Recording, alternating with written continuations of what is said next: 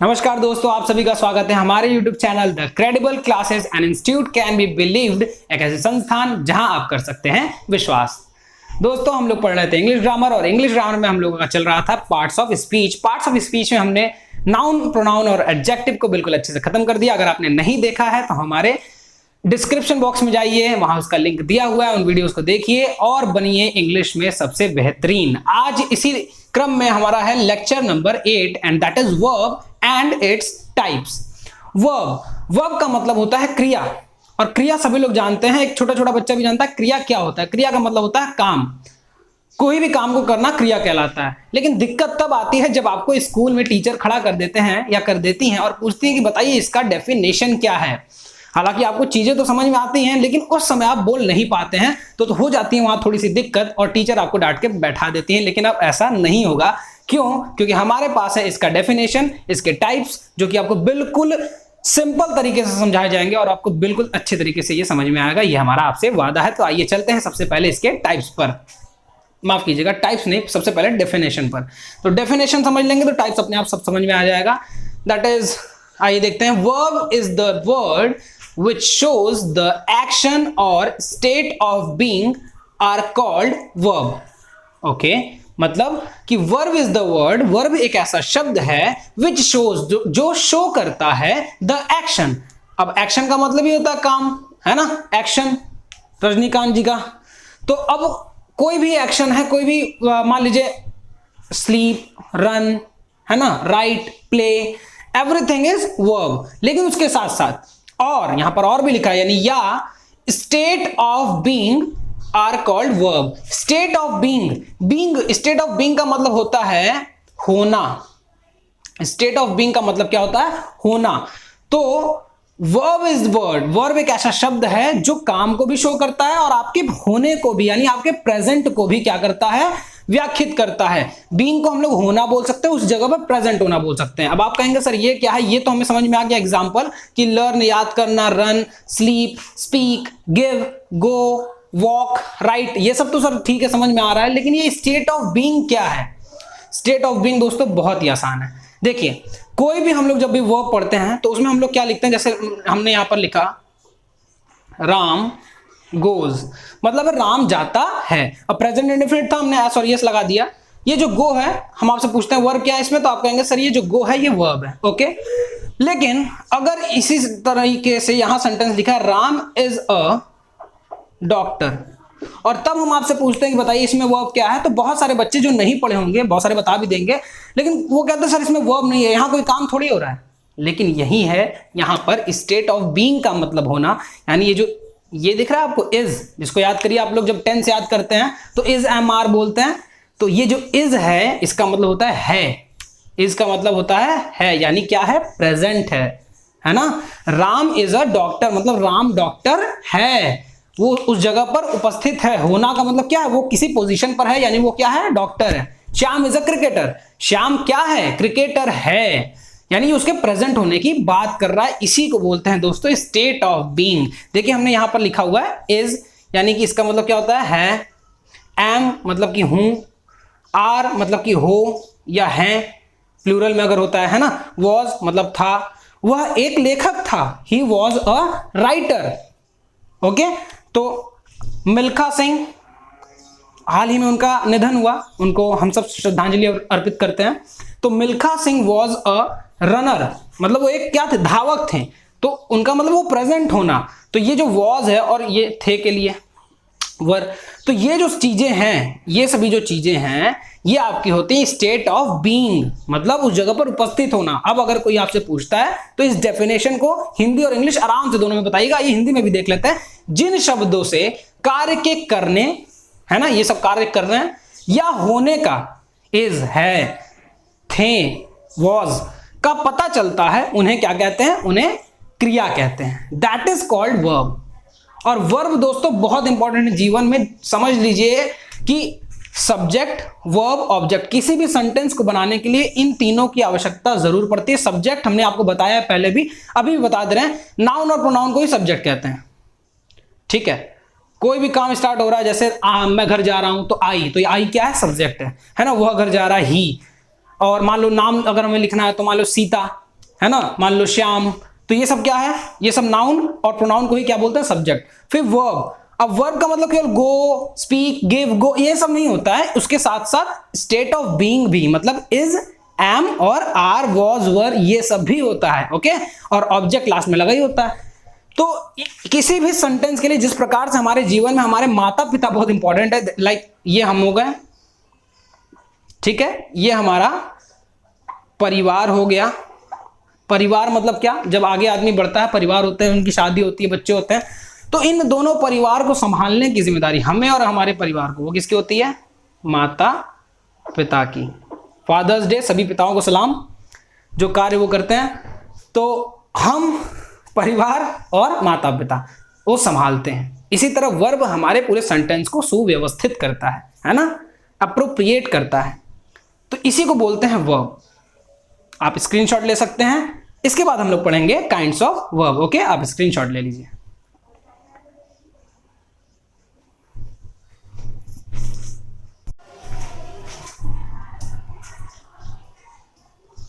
तो आइए हम लोग चलते हैं टाइप्स ऑफ वर्ब, है ना। तो अब हम लोग सबसे पहला इसमें जो टाइप्स है उसको हम लोग बोलते हैं main verb. Okay, main verb या फिर प्रिंसिपल वर्ब, इसको लेक्सिकल वर्ब भी बोलते हैं। हाँ, माफ कीजिएगा, हमने लिखा नहीं। मेन वर्ब बोलते हैं, लेक्सिकल वर्ब बोलते हैं और प्रिंसिपल वर्ब बोलते हैं। ओके, आपको इतना ज्यादा समझने की जरूरत नहीं है, आप याद रखिए केवल। ओके, बहुत ज्यादा नहीं तो दिमाग में इधर उधर हो जाता है चीजें। तो मेन वर्ब क्या होता है, देखिए यहां पर हमने एग्जांपल्स दिए हुए हैं। मीट, मिलना, लिसन, सुनना, राइट, लिखना, प्ले, खेलना, फाइट, लड़ना, गो, जाना।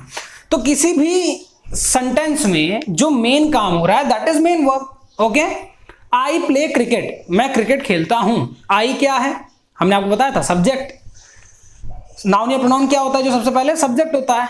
आई प्ले क्रिकेट, अब यहां पर आई जो है वो सब्जेक्ट हो गया, ठीक है, क्रिकेट जो है वो ऑब्जेक्ट हो गया। तो हमने बताया था आपको कि किसी वर्ब के बिना कुछ बनता ही नहीं, तो प्ले क्या है, वर्ब है। अब बस ये आपको ध्यान देना कौन सा वर्ब है, सर मेन वर्ब है। क्यों मेन वर्ब है, क्योंकि मुख्य क्रिया क्या हो रही है, मेन का मतलब क्या होता है, मुख्य। तो मुख्य क्रिया क्या है सेंटेंस में, यही है, तो that is I play cricket. इसी तरह शी फाइट्स विथ मी, वह मेरे साथ लड़ती है। छोटी बहन बड़ी बहन के साथ हमेशा लड़ाई होती है ना, बहनों के साथ। तो शी फाइट्स विथ मी, वह मुझसे लड़ती है, तो यहां पर मेन क्रिया उसकी क्या है, वो लड़ती है। या आई फाइट विद हर, है ना, मैं उससे लड़ता हूं, तो that is also main verb. तो मेन वर्ब को हम लोग इस प्रकार से समझ जाएंगे। और मेन वर्ब के कुछ फॉर्म्स होते हैं, ये याद रखिएगा। चलिए यहीं पर हम आपको बता देते हैं। लाइक गो को ले लेते हैं, गो, तो मेन वर्ब का ये गो का फर्स्ट फॉर्म। सेकेंड फॉर्म गो का होता है, आप सभी लोग जानते होंगे, वेंट, है ना।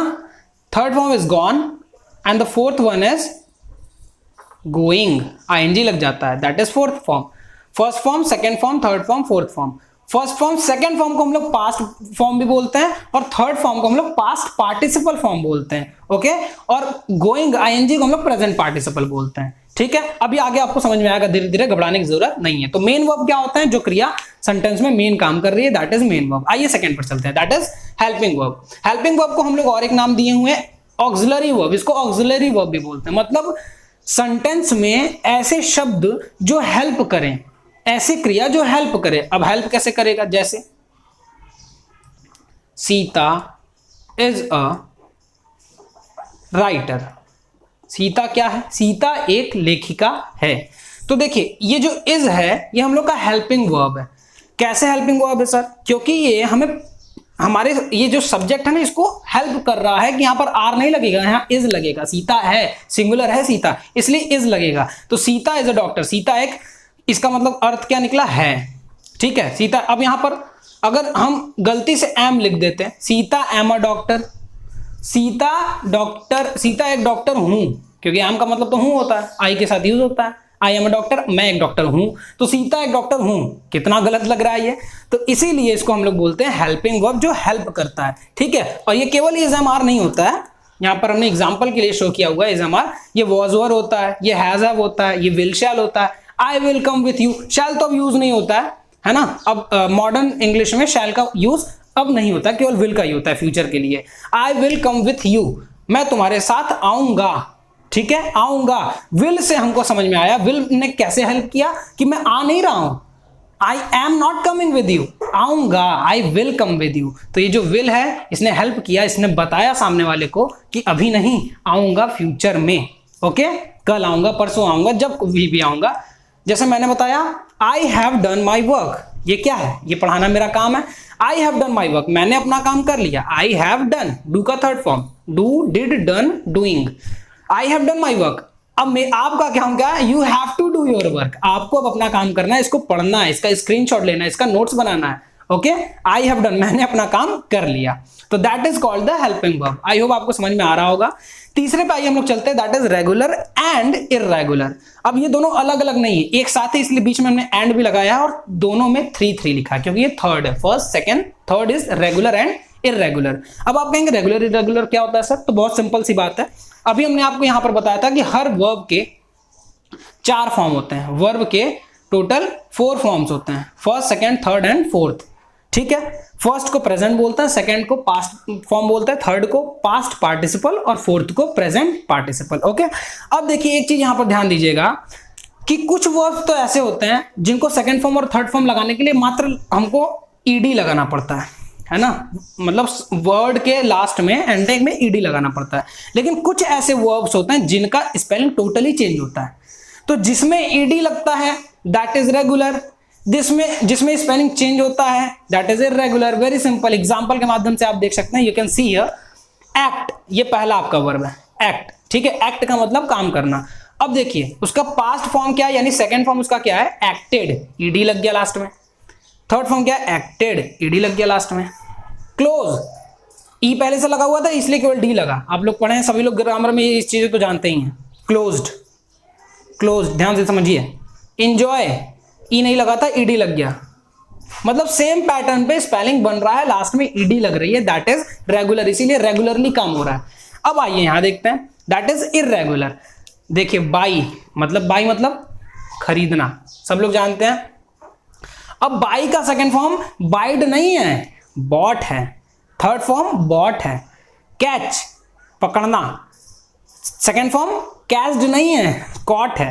थर्ड फॉर्म भी कॉट है। इसी तरह फॉल मतलब गिरना, फेल है उसका सेकंड फॉर्म और फॉलन है उसका थर्ड फॉर्म। तो ये चीजें हमको बहुत ही ध्यान से समझनी है कि रेगुलर एंड इररेगुलर एक ही में है वर्ब, लेकिन इसका पैटर्न अलग अलग होता है। ओके, जहां पर ईडी लग गया वर्ब्स में सेकंड फॉर्म थर्ड फॉर्म में दैट इज रेगुलर, क्योंकि रेगुलर बेस पे स्पेलिंग है। जिसमें नहीं लगा दैट इज इररेगुलर। ओके, आइए चलते हैं नेक्स्ट पर।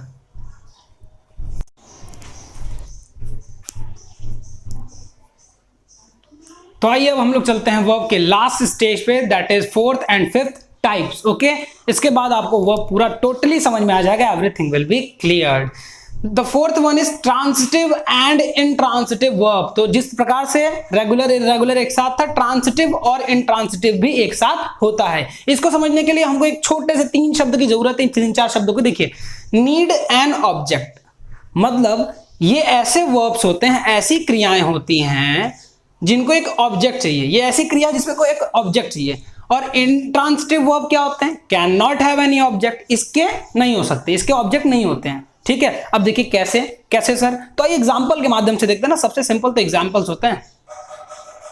ही प्लेड फुटबॉल, तो देखिए यहां क्या लिखा है, ही प्लेड फुटबॉल। ओके, थोड़ा सा छोटा आपको दिख रहा होगा, ही प्लेड फुटबॉल। अब यहां पर वर्ब क्या था, प्लेड, और वर्ब के तुरंत एक बाद क्या है, एक ऑब्जेक्ट है दैट इज फुटबॉल।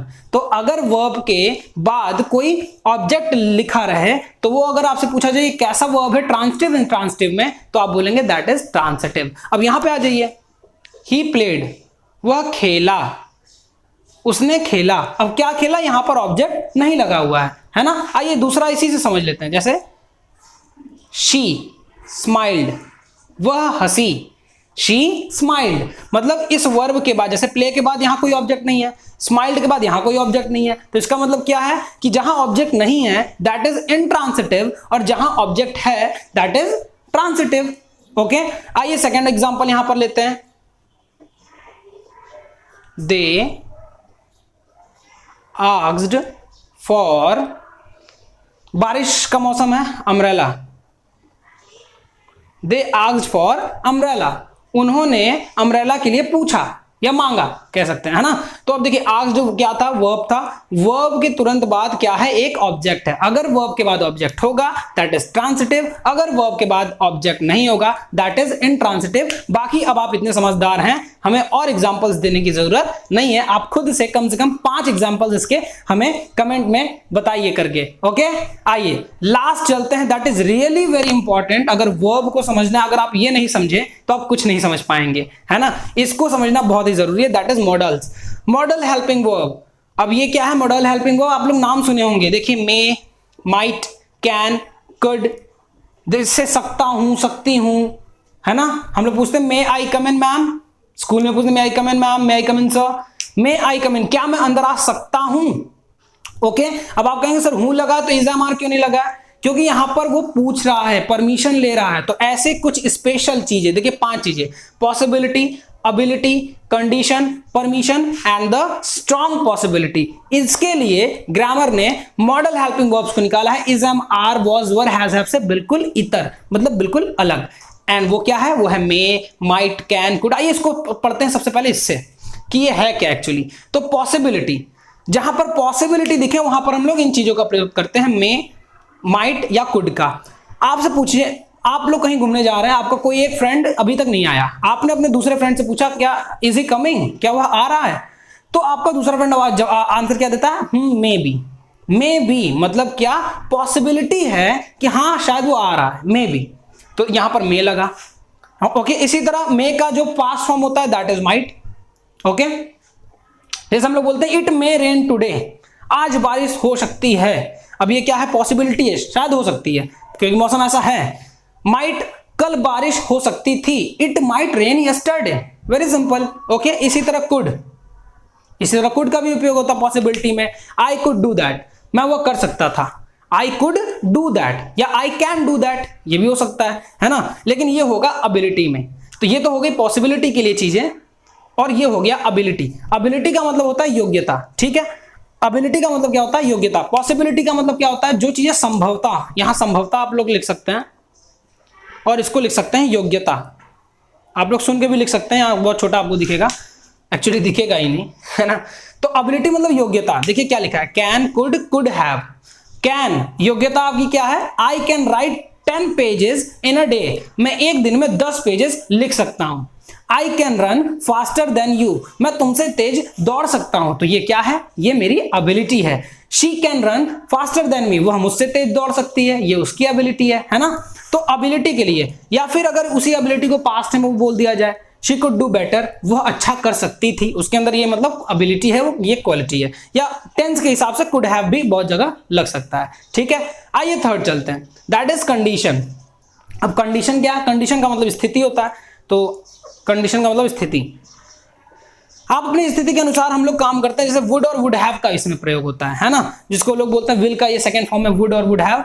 तो ये विल का सेकंड फॉर्म नहीं, यहाँ पर इसको हम समझेंगे एक प्रकार से आपकी कंडीशन। लाइक आप जाते हैं रेस्टोरेंट में, जाते हैं वहां बैठते हैं, वहां वेटर आता है, वेटर्स आती है, वो आपसे क्या पूछते हैं, they ask for what would you like to have, what would you like to have, आप क्या लेना पसंद करेंगे, दैट इज योर कंडीशन। तो आप बोलते हैं I would like to have 1 coffee, I would like to have 1 tea, very simple, I would like to have 1 burger. तो ये क्या है, ये आपका कंडीशन है। Okay, next one is permission. Permission का आप लोग सब लोग जानते होंगे, परमिशन का मतलब क्या होता है, इजाजत मांगना, है ना, इजाजत। तो मे या कुड, ये आप लोग समझ गए होंगे, स्कूल में हमने सबसे पहले बताया मे आई कम इन मैम, मे आई कम इन सर, मैं अंदर आ सकता हूं, may I take your pen, may I help you. आप लोग देखिए हेल्प डेस्क में जहां पर भी आप जाते हैं, पीछे सभी के टी शर्ट पे लगा रहता है मे आई हेल्प यू, क्या मैं आपकी मदद कर सकता हूं। तो ये भी है परमिशन, वो मांग रहे हैं। इसी तरह could I take your pen, क्या मैं तुम्हारा पेन ले सकता हूं। कुड का मतलब यहां पर जब आप बहुत ही सौम्यता से बिहेवियर कर रहे हैं, when you are very polite. हालांकि मे में भी पोलाइट है, लेकिन आप कुड का यूज करते हैं तो उसको कहा जाता है कि जब आप परमिशन के लिए कुड का यूज करें। एक तो पास्ट फॉर्म के लिए होता है एबिलिटी के लिए, लेकिन एक परमिशन के लिए भी कुड का होता है। जब आप पूछेंगे कुड आई हेल्प यू या could I do something for you, तो ये क्या है, ये बहुत ही पोलाइट मैनर है आपका। Okay, that is permission. आइए लास्ट चलते हैं, लास्ट इज स्ट्रॉन्ग पॉसिबिलिटी, और इसमें केवल एक है, और भी चीजें होंगी, लेकिन फिलहाल हमें जो बेसिक इंग्लिश में पढ़ना है वो एक मस्ट। स्ट्रॉन्ग पॉसिबिलिटी मतलब जहां बहुत ज्यादा संभावना हो, बिल्कुल 99% संभावना हो, must, you must respect your parents, आपको जरूर अपने माता पिता की रिस्पेक्ट करनी चाहिए, बिल्कुल सही बात है, अवश्य करनी चाहिए, है ना। तो मस्ट, आई मस्ट गो टुडे स्कूल, मुझे आज स्कूल जरूर जाना है। क्यों जाना है? क्योंकि वहां पर मेरा आज प्रैक्टिकल सबमिट हो रहा है, मुझे नंबर मिलेंगे उसमें। ओके, तो I must go to school. Okay, you must respect your elders, तुम्हें अपने बड़ों का सम्मान करना चाहिए, है ना। ये भी तो बहुत ही इंपॉर्टेंट चीज है, 99 के तो 100% चीजें हैं, ये सभी चीजें तो 100% है। तो जहां स्ट्रांग पॉसिबिलिटी हो, दैट इज मस्ट, वहां पर आता है मस्ट। हम यहां से एक बार हट जाते हैं, आप लोग ले लीजिए इसका स्क्रीनशॉट। तो ये था दोस्तों हमारा आज का वीडियो, जो कि आधारित था, it was based on verb and its types. I hope आपको समझ में आया होगा। अगर आपको कोई भी प्रॉब्लम है वर्ब में, या इस वीडियो को देखने के बाद भी अगर आपको कोई भी समस्या आती है, तो आप नीचे कमेंट बॉक्स में हमें कमेंट जरूर करें। और अगर आपने पिछले वीडियोस को नहीं देखा हुआ है, तो आप डिस्क्रिप्शन में जाएं और सभी वीडियोस को ध्यान से एक बार देखें, अच्छे से नोट्स बनाएं और शेयर जरूर करें हमारे इस चैनल को, और इन वीडियोस को जरूर शेयर करें, क्योंकि बहुत ज़्यादा इंपॉर्टेंट है और बहुत ज़्यादा आवश्यकता है आजकल के बच्चों को, क्योंकि school colleges everything is closed. तो प्लीज उनकी भी मदद कीजिए, हमारी भी मदद कीजिए। बहुत बहुत धन्यवाद। और आज उन सभी पिताओं को सलाम, इंटरनेशनल फादर्स डे पर उन सभी पिताओं को सलाम जो करते हैं अपने परिवार और अपने बच्चों के लिए दिन भर काम। बहुत बहुत धन्यवाद। जय हिंद, जय भारत।